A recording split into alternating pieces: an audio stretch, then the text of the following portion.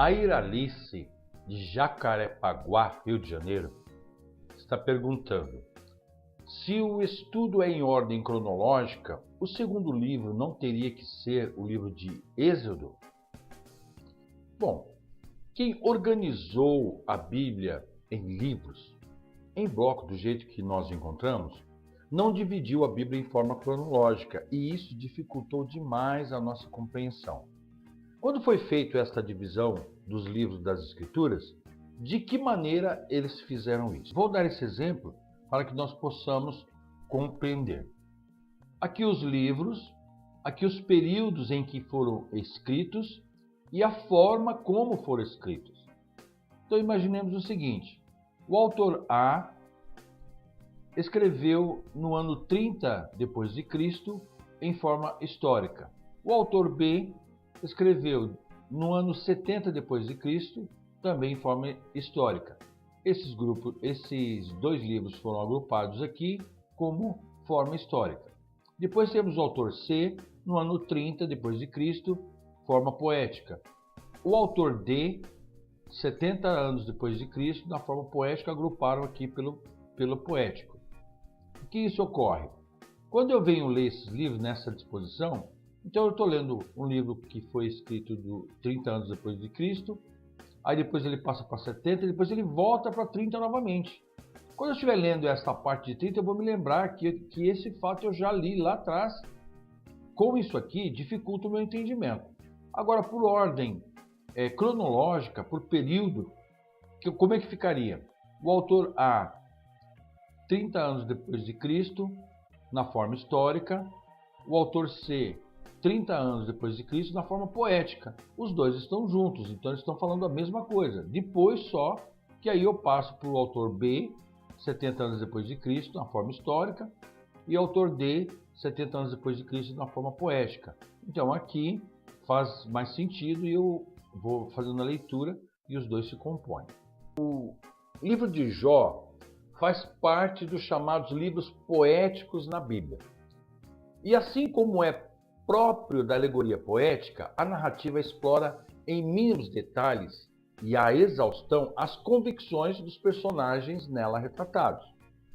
Um dos maiores indícios para se afirmar a primazia de Jó é o fato de Jó ser anterior à lei de Moisés, uma vez que todos os diálogos protagonizados por seus amigos apontam para algum suposto pecado cometido contra Deus, sem, no entanto, referir a qualquer lei ou mandamento de Moisés. Então não há no livro nenhuma referência a Abraão, a Israel, a Moisés, a juízes, a reis ou profetas de Israel, nem tampouco a lei é mencionada. Na genealogia de Jó, aparece como sendo seu pai Issacar, lá no Gênesis 46, 13. Diz assim aqui, ó: e os filhos de Issacar, Tolá, Puvá, Jó e Seirrom.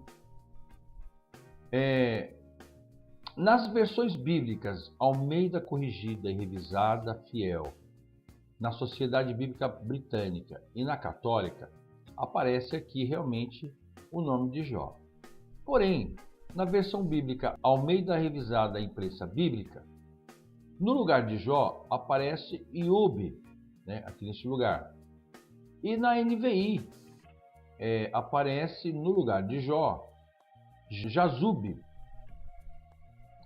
Os nomes dos descendentes de Jó, quem são? A genealogia de Jó não dá nome a nenhum de seus filhos e nem da sua esposa. Jó tem, antes da tribulação, 7 filhos e 3 filhas, que morreram durante um furacão.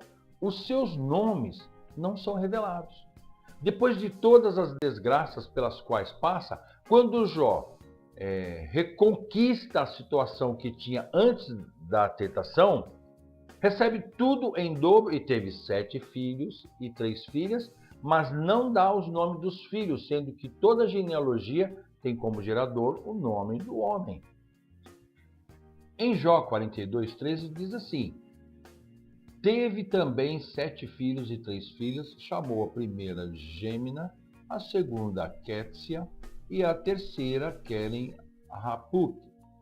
Em toda a terra não poderiam ser encontradas mulheres mais belas do que as filhas de Jó. E o seu pai lhes destinou uma parte da herança entre seus irmãos. É interessante notar que também as filhas herdaram a herança do pai, e não apenas os filhos, como era normal. Assim conclui-se que o livro de Jó é poético e não histórico. E os detalhes nos diálogos classificam-no cronologicamente como o segundo livro cronológico. Ok? Espero ter respondido essa pergunta.